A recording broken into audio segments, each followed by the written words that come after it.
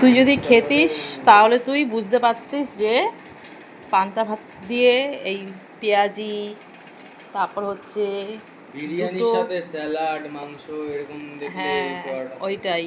এই যে দুটো লঙ্কা ভাজা আমি নিয়ে নিলাম, আর তুই অমলেট খা একটা দিই এনে, বিরিয়ানির সাথে অমলেট খা, কারণ তোর জন্যই করেছি, তুই ওটাই খা। পেঁয়াজি দেবো, আর এই যে আমি অমলেটও নিয়ে নিলাম।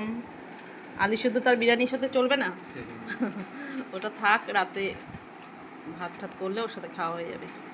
এই যে আমি আলু সেদ্ধও নিয়ে নিলাম, দিই 4টে পেঁয়াজি দিয়ে দিই, রেখে কী করবো বল, এগুলো সব ইসে হয়ে যাবে।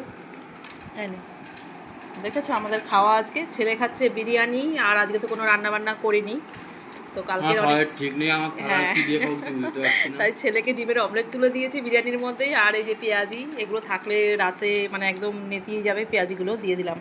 আর আমার খাওয়া তো একদম দারুণ, মানে একদম জমে গেল। গরমের এই যে পান্তা, এখানে নিয়েছি 4টে পেঁয়াজি, আলু সেদ্ধ, ডিমের অমলেট, এখানে রয়েছে পেঁয়াজ, দুটো লঙ্কা ভাজা, আর সাথে রয়েছে আবার গন্ধরাজ লেবু, মানে একদম ফাটাফাটি খাবার আজকে, ফাটাফাটি।